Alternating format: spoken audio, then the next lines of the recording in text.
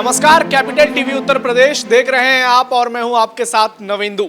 Breaking news में बात करेंगे राजनाथ सिंह की, जो भुज एयरवेज पर पहुंचे हैं और भारतीय सेना के जवानों की हौसला अफजाई कर रहे हैं। आपको बता दें कि भारत लगातार पाकिस्तान को कड़ा संदेश दे रहा है। पहले नरेंद्र मोदी आदमपुर एयरबेस पर पहुंचे थे, जहां से उन्होंने पाकिस्तान को सीधा संदेश दे दिया था और आतंकवादियों को भी चेता दिया था। उसके बाद राजनाथ सिंह गुजरात के भुज में सेना के उस एयरबेस पर पहुंचे हैं, जिसे लेकर पाकिस्तान ये दावा कर रहा था कि उसने भुज एयरबेस को भी तबाह कर दिया है। लेकिन राजनाथ सिंह की तस्वीरों ने पाकिस्तान की पोल फिर से खोल दी है। इस खबर पर क्या है पूरी जानकारी, इसे देने के लिए मेरे सहयोगी हर्ष भारद्वाज जुड़ गए हैं। हर्ष जी, क्या अपडेट है इस खबर पर? देखिए, इस वक्त राजनाथ सिंह की जो तस्वीर सामने आ रही है भुज एयरबेस से आ रही है और वो आईएएफ के वीर वायु योद्धाओं से मिल रहे हैं और उनकी हौसला अफजाई कर रहे हैं, क्योंकि जिस तरीके से पाकिस्तान पर एयर स्ट्राइक की गई है, ऑपरेशन सिंदूर चलाकर, वो काबिले तारीफ है। और कहीं ना कहीं जब रक्षा मंत्री राजनाथ सिंह की तरफ से मनोबल सेना का बढ़ाया जा रहा है, तो ये दिखाता है कि कैसे भारत हमेशा से तैयार रहा है और भारत आगे आने वाले समय के लिए तैयार भी है। क्योंकि प्रधानमंत्री नरेंद्र मोदी हो या फिर रक्षा मंत्री राजनाथ सिंह हो, उनका चाहे फिर प्रधानमंत्री जिस तरीके से आपने बताया आदमपुर पहुंचे और अभी भुज एयरबेस पर पहुंचा गया है, राजनाथ सिंह की तरफ से क्लियर कट मैसेज इस वक्त पाकिस्तान को दिया जा रहा है कि हमेशा से भारत कार्रवाई के लिए अग्रणी रहा है। अगर किसी ने भारत की तरफ आंख उठाकर देखी है तो भारत ने उसका जवाबी कार्रवाई दिया है और भारत हमेशा से तैयार रहता है। लेकिन अगर मैं बात करूं सेना की भी, क्योंकि एक तरफ हम देख रहे हैं कि रक्षा मंत्री राजनाथ सिंह पाकिस्तान को कड़ा संदेश दे रहे हैं, तो दूसरी तरफ सेना भी कड़ा संदेश दे रही है। जम्मू कश्मीर में 6 आतंकियों को मार गिरा गया है। पिछले 48 घंटे में जिस तरह से सेना का ऑपरेशन चल रहा है, तो एक और भारत की सरकार है, दूसरी ओर भारत की सेना है, तो संदेश पाकिस्तान को साफ है कि तुम अगर बदतमीजी करोगे, दुस्साहस करोगे, तो आज भारत बहुत ज्यादा कैपेबल है और तुम्हें जवाब दिया जाएगा। तो जम्मू कश्मीर में जो 6 आतंकी मार गिराए गए हैं, उसके बारे में दर्शकों को बताइए। देखिए, अभी ये जो प्रेस कॉन्फ्रेंस हुई है जम्मू कश्मीर के अंदर, क्योंकि शोपियां और त्राल के अंदर 6 से ज्यादा आतंकवादियों का खात्मा किया गया है और ये कहा जा रहा है कि आगे आने वाले समय में और भी आतंकियों का खात्मा किया जाएगा, क्योंकि जम्मू कश्मीर में लगातार ऑपरेशन चलते रहे हैं आतंकवादियों को मारने के लिए, चाहे फिर ऑपरेशन ऑल आउट हो या फिर हमने देखा है कि जम्मू कश्मीर में कैसे ऑपरेशंस चलाए गए हैं, समय समय पर आतंकवादियों का खात्मा किया गया है। हालांकि अभी जो प्रेस कॉन्फ्रेंस की गई है उसमें बताया गया है कि कैसे कुछ पाकिस्तानी रुपए उन आतंकियों के पास से मिले हैं, राइफल्स मिली हैं और ये सारा प्रेस ब्रीफिंग में दिखाया गया है और कड़ी चेतावनी दी गई है कि अगर कोई भी ऐसे आतंकी गतिविधियों को अंजाम देने की कोशिश करेगा तो उसका अंजाम यही होगा। और जम्मू कश्मीर के अंदर अलग अलग इलाकों में, त्राल के अंदर खासतौर पर यह कहा जा रहा है कि अभी भी सर्च ऑपरेशन जारी है, शोपिया के अंदर सर्च ऑपरेशन जारी है। इसी तरीके से जम्मू से सटे वाले इलाकों में, राजौरी, पूंछ में भी निगरानी की जा रही है, ताकि उन आतंकियों को मार गिराया जा सके जो उत्पात मचाने की कोशिश लगातार करते रहे हैं। लेकिन हाँ, क्लियर कट मैसेज आप कह सकते हैं, एक तरफ सेना की तरफ से दिया जा रहा है, एक तरफ देश के रक्षा मंत्री राजनाथ सिंह की तरफ से दिया जा रहा है, एक तरफ प्रधानमंत्री नरेंद्र मोदी की तरफ से दिया जा रहा है। तो भारत हमेशा ये दिखाने की कोशिश करता रहा है कि पाकिस्तान को हमने जवाब दिया है। आज़ादी के बाद से जब भी पाकिस्तान ने दुस्साहस किया है और अब एक बार फिर जब पाकिस्तान ने दुस्साहस करने की कोशिश की है 2025 के अंदर, तो उसका भी करारा जवाब दिया गया है। दुनिया के अंदर आप देख लीजिए कि दुनिया के अंदर इस वक्त जो बातें भारत को लेकर चल रही है, वो कहीं ना कहीं ये दिखा रहे हैं कि भारत एक ग्लोबल लीडर के रूप में उभर रहा है। उस सवाल पर आऊंगा हर्ष जी, लेकिन ये 6 आतंकी जो मार गिराए गए हैं कश्मीर में, ये 6 जो है किसी बड़ी घटना को अंजाम देने की फिराक में थे, लेकिन इनकी तमाम साजिशों को, नापाक साजिशों को सेना ने कहें तो पूरी तरह से खारिज कर दिया और सेना का बयान सामने आया है कि हम एक एक आतंकी को चुन चुन कर मारेंगे और कोई भी भारत के खिलाफ दुस्साहस करने की कोशिश करेगा तो उसे उसी की भाषा में मुंह तोड़ जवाब दिया जाएगा। देखिए, पाकिस्तान हमेशा से कोशिश करता है कि कैसे घुसपैठ कराई जाए, चाहे फिर वह पुंछ एरिया से हो, सांबा एरिया से हो या फिर राजौरी एरिया से हो। सांबा का जहां तक हम जिक्र करते हैं, पिछले दिनों हमने देखा है कि कैसे सांबा में जो गतिविधियां चल रही हैं आतंकियों की, पाक किस तरीके से आतंकवाद की जो फैक्ट्री लगाता है वहाँ से जम्मू कश्मीर में आतंकवादियों को भेजता है। लेकिन हमारी सेना का पराक्रम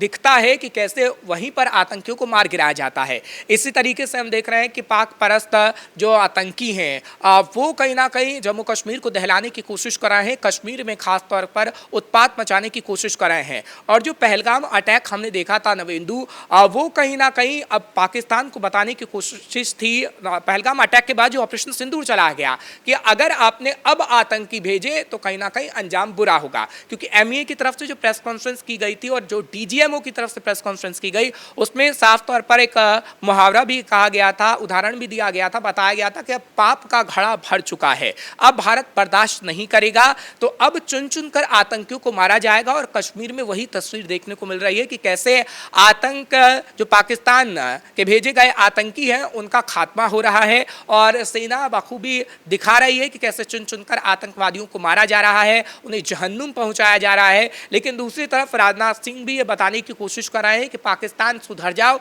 नहीं तो आगे आने वाले समय में आपका हाल बहुत बुरा हो सकता है। पहले पीएम मोदी ने सेना के जवानों से मुलाकात की, उसके बाद राजनाथ सिंह पहुंचे हैं जवानों से मिलने, तो ये कितना जोश को हाई करेगा भारतीय सेना। वैसे तो हाई जोश में ही रहती है, लेकिन पहले प्रधानमंत्री फिर रक्षा मंत्री जिस तरह से हौसला अफजाई कर रहे हैं भारतीय सेना की, तो क्या ये पाकिस्तानी सैनिकों के लिए भी एक संदेश है कि एक और तुम्हारे जो भी हैं, चाहे वो आसिम मुनीर से लेकर के रक्षा मंत्री ख्वाजा आसिफ हैं, वो हॉस्पिटल में जाते हैं और घायल सैनिकों से मिलते हैं। दूसरी ओर भारत के पीएम और रक्षा मंत्री हैं जो देश के बहादुर सैनिकों से मुलाकात करते हैं, तो ये पाकिस्तानी सैनिकों के लिए कितना बड़ा संदेश होगा? देखिए, पाकिस्तानी सैनिकों के लिए बड़ा संदेश है ही नवेंदु, क्योंकि पाकिस्तान के जो सैनिक हैं उनका मनोबल एकदम से गिर गया है। और मनोबल गिरा किस वजह से है? शहबाज शरीफ की वजह से और आसिम मुनीर की वजह से। क्योंकि आसिम मुनीर परवेज मुशर्रफ वाली स्थिति पैदा करना चाहते हैं पाकिस्तान में, और वो चाहते हैं कि सत्ता की कुर्सी पर काबिज हो जाए।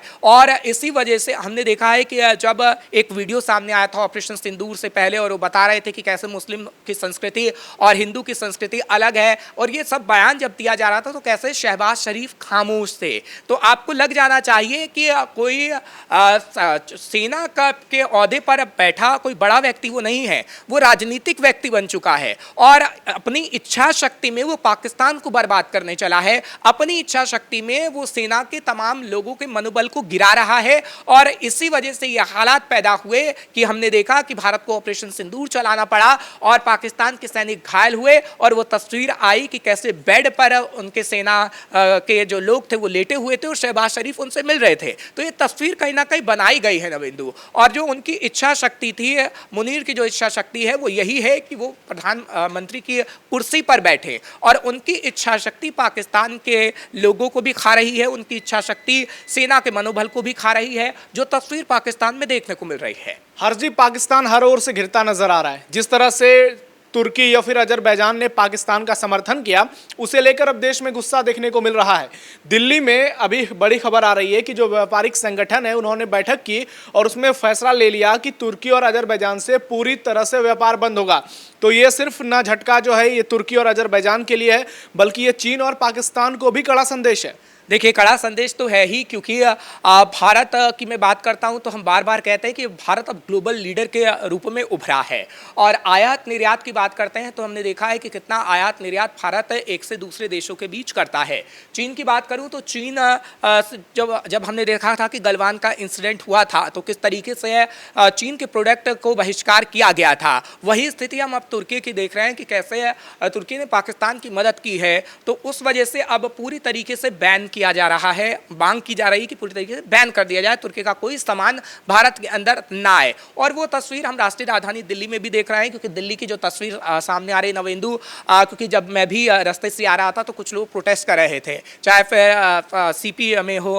या फिर अलग अलग इलाकों में हो, और तुर्की का झंडा हाथ में था और ये कहा जा रहा था कि तुर्की से कोई भी सामान अगर आता है तो उसका बहिष्कार कर दिया जाए। हाँ, उसके साथ जो झंडा था वो अजरबैजान का भी था, उसके साथ जो झंडा था वो चीन का भी था, और झंडे पे क्रॉस का निशान लगा हुआ था। लेकिन हाँ, जो हम कह सकते हैं कि अब युद्ध जो होते हैं ना वो चारों ओर से लड़े जाते हैं। आर्थिक तौर से भी युद्ध लड़ा जाता है, तो एक तरीके से ये युद्ध ही है कि आप उनके सामान का बॉयकॉट करो और उनका जो सामान आता है उसको ना आने दिया जाए, ताकि एक तरीके से हम देखें कि वो जो एक तरफा जो युद्ध है वो हार जाए तुर्की, और आगे आने वाले समय में ऐसी हरकत ना कर सके जिस तरीके से अभी उसने पाकिस्तान की मदद करके हरकत की है, क्योंकि भारत ने एक समय ऐसा भी था कि तुर्की की भी मदद की थी, लेकिन तुर्की हो या फिर पाकिस्तान हो या फिर चीन हो, उनकी आदत रही है कि भारत की पीठ में वो छुरा जरूर भोंकते हैं। हम कितनी भी मदद कर लें, हम कितनी भी दयनीयता दिखा दें, हमने देखा है कि कैसे पाकिस्तान के अंदर भी बाढ़ आती है, कुछ भी आता है तो हम दया भाव दिखाते हैं, लेकिन शायद हमें वो दया भाव भी नहीं दिखाना चाहिए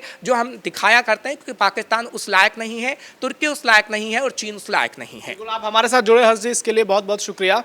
तो भारत के तमाम फैसलों ने न सिर्फ पाकिस्तान की कमर तोड़ दी है, बल्कि तुर्की, अजरबैजान और चीन को भी बड़ा झटका दिया है। दिल्ली में व्यापारी संगठन ने साफ साफ संदेश दे दिया है कि वो तुर्की और अजरबैजान के साथ अब कोई भी व्यापार नहीं करेंगे। वहीं पूरे देश में अब इन तमाम देश जो भी पाकिस्तान के दोस्त हैं उनके खिलाफ जबरदस्त विरोध प्रदर्शन हो रहा है। उधर अमेरिका के राष्ट्रपति डोनाल्ड ट्रंप का भी बयान सामने आया। उन्होंने भी सीज फायर पर माफी मांगते हुए यह कह दिया कि भारत और पाकिस्तान के बीच मध्यस्थता मैंने नहीं कराई है। और अब पीएम मोदी के बाद राजनाथ सिंह भुज एयरबेस पहुंचे हैं। तो ये तमाम तस्वीरें पाकिस्तान के दिल पर खंजर के तरह घोंप रही है और पाकिस्तान को ये बता रही है कि आज भारत का कद कितना बड़ा हो गया है। वो सिर्फ और सिर्फ पाकिस्तान पर सीमित नहीं रहेगा, बल्कि दुनिया में जो भी पाकिस्तान की मदद करेगा, भारत कड़े शब्दों में और अपनी कहें तो रणनीति से उन तमाम लोगों को भी